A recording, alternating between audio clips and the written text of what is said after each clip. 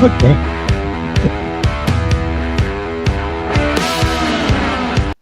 Oh, I just learned something. You can't play a music clip at the same time that you're playing the intro title. So here's the intro title,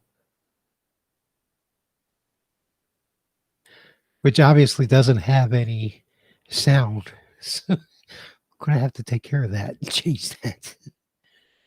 Hi, welcome. We are live on everywhere: Rumble, YouTube, Twitch, X, Twitter, whatever we're calling it nowadays, and also Cast Garden. Today, I want to talk about ZorinOS. It's surprised me. I've been into Linux. I started with Ubuntu 10.04, so that was 2010 of April. Well, it was after April because it was almost 10.04 when I went for it. I just dumped Windows for good and jumped both feet into Linux and Ubuntu and all the other fun stuff. But anyways, I had always heard, back then, back in 2010, it was always the same two answers that people would give when somebody would say, "What would you suggest a new user to use?" It was always either Linux Mint or ZorinOS. I tried Linux Mint back then. I did not like it. It was too green. Everything was green. Now here we are in 2024, and everything that's green is OpenSUSE and Ubuntu Mate. But I digress. I didn't look. I never looked at ZorinOS because I went to go check it out and saw that they had the paid thing, and I was like, why would anybody pay for a Linux distribution? I get the Red Hat thing and some of the other stuff because you're paying for support. And yeah, Zorin kind of has that same thought, you're paying for support, but you get support on Zorin without paying for it. But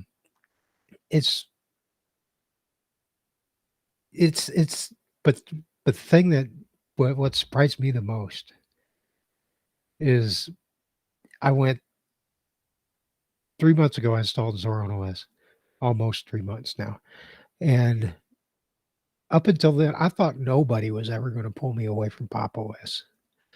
I ran Pop OS for, well, it was, 6 months after they first started with their first version of Pop OS when they got rid of Ubuntu. And I used that up until 6 months ago. And it was, it was my daily driver. Everything I did was in Pop OS.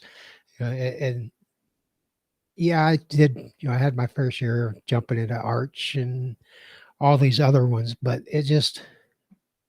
Pop just seemed to run perfect on my machines. And then they started doing this Cosmic Desktop thing, and I'm like, ooh, written in Rust, this could be really light. It's going to work really good. Can't wait to see it. And then I saw the thing. It's Wayland only. That's not going to work for me, Pop. So I had to go search for something else. I tried out Linux Mint again. Linux Mint has come a long way. The Cinnamon desktop is absolutely amazing. Back when I tried it, there was no Cinnamon desktop. But it is, it's Linux Mint's come a long way. And it works great. And 99% of the time it's great. But there was just a few little things that didn't work out good for me because it would always screw up. So I was like, Flynn, friend of mine on Matrix, and other places. The he uses ZorinOS Core, the free version, and he's been using it. I think he's been using it for solid for what 2 years now, maybe a year and a half, 2 years. Anyways, I digress. It's what surprises me is that I'm like, fine, I'm gonna try it. So I installed it. I'm like, yeah, whatever. It's a no desktop. I'm looking at it. And I'm like, yeah, I like it. And see that back there? Which way do I lean? That's March. It's actually her name's April, but we call her March because she sounds like Marge Simpson. I digress. Flynn's always like, dude, Zorin, just it works. There's nothing that he's got to do. He doesn't hardly get. I don't think he even gets in the terminal. But I like to get in the terminal because that's what I do. I like to break things. So I installed Zorin, and I did go for the light. I went for the GNOME because I'm more comfortable in GNOME. I like the light version's got the XFCE desktop, and I'm not an XFC fan. I've used it lots of times over the last 23 years, 24 years, but it's just not me. Something about XFC I don't like. I like GNOME. I'm not a fan of some of the political opinions they throw out, but I can overlook that for the desktop environment because it's a good desktop environment. There's no questioning that. The thing is, with Zorin, you get a really, let's just look at it. You get this really beautiful desktop, and my head's in the way, and I can't move my head because I'm using Rumble Studio. But just pretend with me. Behind here, behind my head, is the Zorin menu. This is the default layout. And God, what if I could disable my webcam? Hey, look at that. There we go. So there's the ZorinOS default. This is what it looks like. We install it, except for the Wallpapers and Brave browsers and Chrome. Those are not there. Neither is Mail. But it's sorry about the dog barking in the background. My wife just got home from work. So this is absolutely beautiful. I mean, it's when you go. Let me pull up Zorin Appearance. I've got some apps that are absolutely awesome. And I hit the wrong button. APP. There, Zorin Appearance. You get these layouts. I think it's just these 4, maybe 6. Yeah, it's just these 4. So you could just change your layout just like this. You don't like that one? Try this one. Looks kind of more like the older GNOME, I guess, maybe or Chrome OS. And then this one here, this is kind of like a Windows 10 type thing, or yeah, something like that. And then you've got this one here. This is the traditional GNOME layout. And then these they come with the Pro package. So you get some awesome stuff installed on the core. Everything you need to do, anything you need to run right out of the gate is right there in default ZorinOS.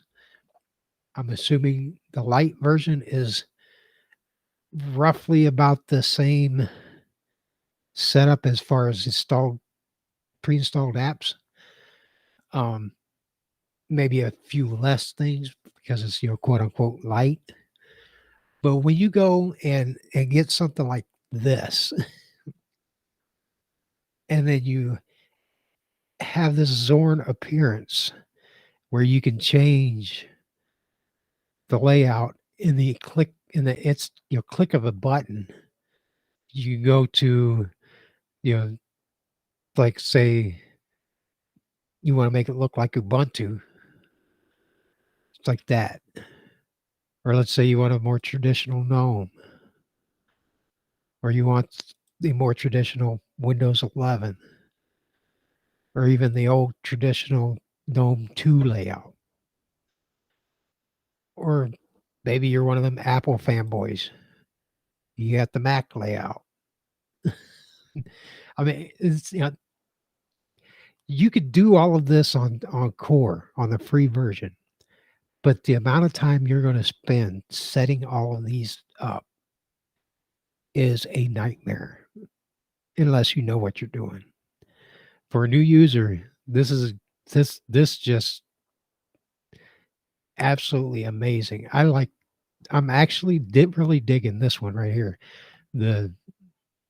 Yeah, I guess this is a Windows 11 layout. I like the dark theme. Bloop. Saves on your eyes real big time. But I do go to the interface and I go to the taskbar settings. This is the taskbar here. And I like this right here. I like that to be over to the left. I like it over there. It's just for my eyes and my head when I look at it, I want to see something over there in the corner. I don't want to see nothing in the corner. With Zorn appearance, look, not only can you do the layout, change your themes, you can also set your own custom themes if you put them in the right folders. You could play with the effects. You got the jelly mode. That's see how the window wiggles around like jello. You can turn that off if you're having issues. I like having that on. I like having the animations turned on. The desktop cube is something else because then you can see that, the way it changes. And then I think you just grab it somewhere up here. Nope, you gotta. Nope. Which button is it? I don't remember. Oh well, no worries. I'll figure that out one of these days. The you can go to the interface. This is your Zorn menu. That's the left super key, the Windows key. You can have that as your Zorn menu, or you can do that as the activities overview. And then that brings this up, which is you see that desktop cube there. You could just grab it and start doing this. See how the apps are all separated. Those are very cool. That also works if you do the Alt and Tab buttons through them like that. And then, yeah, that's just freaking awesome. But I'm digging the Zorn menu going on here, and I'm digging hide that again. I'm digging the theming. I'm sticking with the default theming. I'm not going through and like I did with Pop or any other distro where I go with my custom themes. They've got some really great themes. They're really real freaking gorgeous. Just the color accents just change. There's the green. It's got like see how the whole thing kind of changes. See,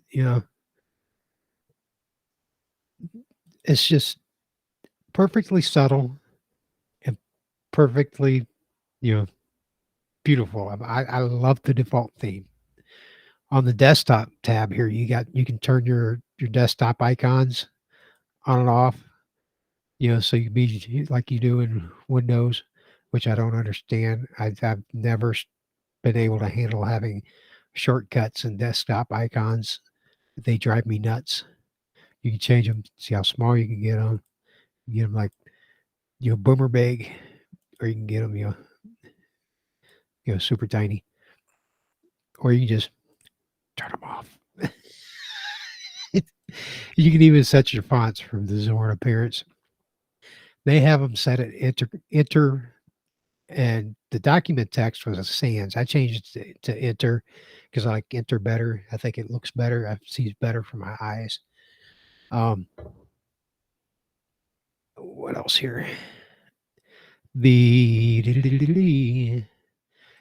So when you go to Zorin.com, and this is the website. It's simple. It's stupid simple. I mean, anybody can figure out how to do this. They've got tutorials on how to install. They've got tutorials on how to do that. They've got the Zorin forums. If you got questions, you can always ask. And it's just absolutely amazing. There's even got a Zorin for schools. This educational that comes packed full of, like Scratch, GDevelop, Fritzing, Builder, LibreCAD, a bunch of other stuff. You could see here. Bridge the learning divide with Calibri. Calibri is just absolutely amazing. It's an adaptable product ecosystem for offline first teaching and learning. What this is it downloads lessons and educational stuff. And you could put it on one computer or one device, and then you could, updates and everything, and then including the content, and take it through to into your LAN, and then it will distribute that content and stuff to the other devices on your network. Then you can also take that and take it to the very walk it out to the people that live out in the middle of nowhere, and set up a LAN there and seed their devices too. It just blows my mind. The other thing that really blows my mind about the education thing is this Vayon. It's a management console. What it does is that you can monitor and remote all of the computers in a classroom. The teacher can then watch each individual student, and then even go in, take over that student's screen, and broadcast it out to everybody else and say, hey, look, this is how he's doing it. Try this. This is how you should do it. Try it. And that is just absolutely amazing. Not just the teacher can broadcast their own screen to the students, but the teacher can grab one of the students' screen and broadcast it to the others. That is just, to me, that is just absolutely amazing. That's all in the education. I wanted to talk about the Pro. So the Pro, when you go with the ZorinOS Pro, you are getting, let me get to the top here. Oh, that's what I wanted. You are getting some awesome stuff. Yeah, it's only $48, which is a fraction of what Windows charges. You get, like I already said, you get the premium desktop layouts, which is 6 more on top of the 4 that's already there. So you've got 10 layouts total. And dude, it's just amazing. It's just, I don't know how else to say. You get the professional grade creative suite. Check this out. We'll go check. Oh, it doesn't put this one. Oh, look, there's Arter, Audacity, Blender, Brasero, I added the Apple image on app image launcher, the cheese, uh, Evolution is the default email client, and Evolution is just absolutely awesome. It's so sweet, so so easy. You can go look. Where's the settings? Go to your settings. You go to your online accounts. Put in your online accounts here, and boom, you've got your stuff shows up in the file browser. See, there's my work Gmail. That's my home server here. That's my uh, whatchamacallit, USB thumb drive or external USB drive. And then this is my Urena account. It's an xCloud. It shows up in the file browser when you log into your online accounts. Email the Evolution email client automatically sets up the email if it's on there, and the calendar integrates in with everything. It's just it just works. Those are all in the core thing. But what's with this?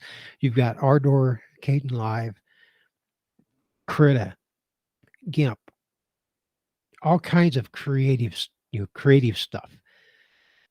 Ardor 8, dude.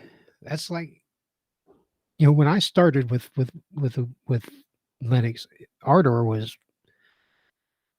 version 4, maybe. No, yeah, 3 or 4, one of the two. But this is absolutely amazing. You cast your desktop. I've not done this because I do not have a device to do this with, but if you have a TV that works with Miracast or has a Wi-Fi display of some kind, you could cast your desktop to that TV wirelessly, and it's all set up right here in Zorin. It's got Blender, tons of stuff. I mean, it's got Feed Reader, Mind Maps, Pomodoro timer. I've never even used these apps yet. Ambient sounds. I have not tried that, which I wanted to try that, which I will be. But anyways, this is what you're getting. You're getting basically $5,000 worth of professional software, all installed, ready to go. 48 bucks. That's not bad. Plus, it comes with all these extra, extra wallpapers. I mean, it's not stupendously a lot, but dude, it's worth every penny. I can't be more happy. Just look at these wallpapers. This is the default wallpaper, and it's an absolutely beautiful wallpaper. What's really cool is that there is a dark version of that wallpaper, and you can set that to go with your dark theme, and then set the other one to go with the light theme. Kind of balances it out so that when you switch themes, it automatically switches to wallpaper too. But these right here, these 1, 2, 3, 4, 12. These 12 images are the default wallpapers that you get with the Pro. You get these wallpapers. This one is just absolutely stunning. I don't know what it is. I don't know if it's just what it is about it that I think is so stunning, but it is absolutely beautiful. For some reason, I don't know if it's because it reminds me of the Windows wallpaper. It just looks so much better than Windows. I mean, you look at that. That is just absolutely freaking awesome. And if you really wanted to go with like a Mac feel, let's go back there to this, and then we'll change our layout to the Mac theme. It even switches it over to the other side, to the wrong side. Look at this. Now tell me that doesn't look like a Mac. Except where it's, dark. Let's go switch it back to light.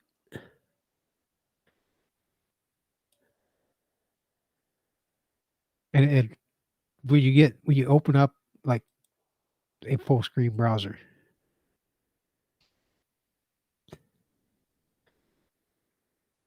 it hides the dock on the Mac. But I am really digging the dark theme layout with the Windows 11 look. It just works good for me. I also like the get back to there. There we go. So, is it worth it? Yes. ZorinOS is worth every penny of $48 to be, to be purchased. Is it worth donating to it? Yes. If you just want to donate, you can just donate. You don't have to buy it. You can install all this stuff all you want for free. But I think it's worth supporting the developers. I'm very happy to be using ZorinOS, and I'm very happy to have donated to them by purchasing ZorinOS. I think I'm going to stay here for a while. Trust me, I want to try Pop OS and Cosmic Desktop, but I can't because there is this thing right here that I rely on. Barrier. It does not work on Wayland. I don't care what anybody says. Everybody says Wayland's ready. Wayland's ready. Wayland works. No, it don't, and it's not ready. There are way too many applications out there that are not Wayland compatible. You could say Wayland's ready all you want, and it may be ready, but shoehorning an entire operating system over to another protocol and saying that it's working doesn't work.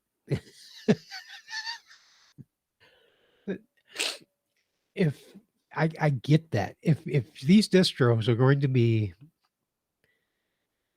making, wanting to switch over to Wayland, fine, I've got no problem with that. But the applications that you're going to have and make available on your operating system or on your distro, you've got to have them working. I'm not saying that it's a distro's responsibility to make sure the software installs. It's obviously the software developer of that software's responsibility. But don't put it in your repo if it ain't going to work. That's what I'm saying. Make sure it's well known that you are using an quote unquote experimental desktop protocol and not the good old classic X that everything works on. I get that we need to have the latest and greatest and newest stuff on Linux to stay above the curve, but no.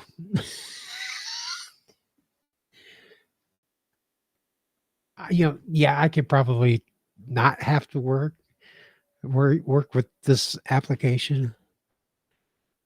But what I do is This is a software KVM, and it allows me to run another computer from this computer with the same keyboard and mouse. I have a KVM switch. If I was to use that switch during my daily routine for my day job between these two computers, I would have to replace that switch probably every 3 to 4 months because I hit that button that much. So, yeah, I could probably get a 4th display, 4th monitor, and do some upgrades on my computer and, have 4 monitors going or one gigantically huge TV for a monitor. And that would solve my problem. I wouldn't have to work with Barrier. But you know what? Working with Barrier's cheaper of the 3 options. So I'm staying on X as long as I can. So if you're interested, you want to get into using Linux, or you're even a long time Linux user. I mean, I'm not going to sit here and pretend like I'm some neckbeard, you know, been using can code my way into in and out of a box, code a box around me and you. No, I couldn't do that at all. There is no way in hell. Um, I can sudo apt install pretty much anything, and I can also sudo apt remove anything. But that's about the extent of my coding skills in Linux management.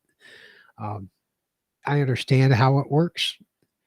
I understand what to do. I understand some of the commands in the terminal, but 99.999% of the stuff that I do on a day-to-day basis on Linux, I'm never in a terminal. There's times that I can go months on end without even opening a terminal, and this is this this is it. I can do I know how to install the NeoFetch, get the cool looking stuff like that. I know how to use Top. You would run it in the background, and it's not hard at all. If I got no, do I got C matrix? No, I don't have C matrix.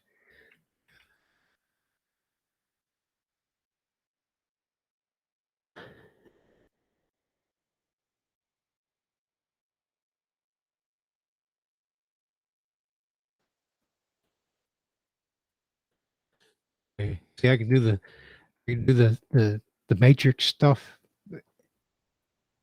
It's it's just amazing to me that people think you got to be some kind of a super hacker to use Linux. No, you don't. Just go to Zorin.com, download Zorin Core or Zorin Lite Core, depending on your hardware specs. Install it, give it a try, run it from your thumb drive. You don't even have to install it. Just give it a try. If you like it, install it, live in it, do it, use it. I'm the only person in the organization that I work for. We've got the company I work for has got probably close to a hair over 200 employees.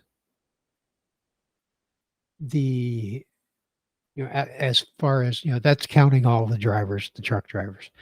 The truck users, we got 150 some odd truck drivers.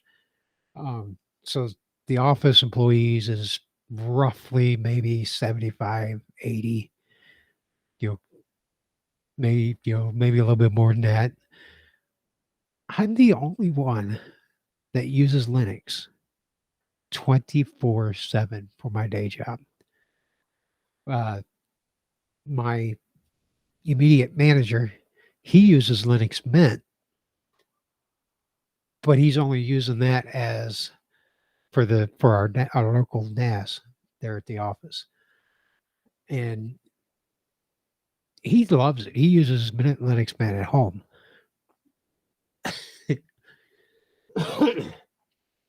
And I'm I've got when I go to work, when I go to the office, I go to the office like maybe once, twice a month. The rest of the time, I'm right here on this computer that I'm streaming on. And when I go to the office, this is what I use. I take this. This has got ZorinOS on it. It used to have Pop! OS on it, but I just stick this in the computer and I boot from it, and that's what I do. I go all day long is ZorinOS, doing my day job at the office, just like I do here, but it's not installed. I can access the local area NAS. I can do everything that my job requires me to do in Linux. I mean, we use Microsoft 365, but I've got it right here on the computer on my Zorin. I don't need Windows. I don't need Mac, and it's a fraction of the price and a whole lot more safe and a whole lot more private. So I guess that's about it. Is ZorinOS Pro worth it? You bet your ass. Is ZorinOS, the rumors about it, being for new users and old users, are they true? Yeah. Is ZorinOS better than Linux Mint? In my opinion, yes. Linux Mint, I love you guys. You guys are awesome. Zorin just blows you guys out of the water. There are so many things that Zorin does. There's literally something new I discover on this OS every day. And that just absolutely, I thought I knew everything there was to see as far as a normal user of Linux. Yeah, Zorin, you guys have blown me away. I love it. I'm not leaving. This is going to be the last operating system that gets installed on my hard drive. Everything else is just going to be in a virtual machine. But this is going to be the last one until ZorinOS 18 is released. Then that one's getting installed on the hard drive. So we're going to call it quits on this episode because, dude, just go check out Zorin.com. Links in the description. Talk at you guys again later.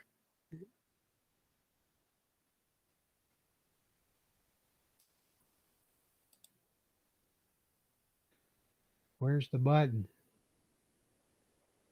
Where's the button? Oh, well, just end the stream.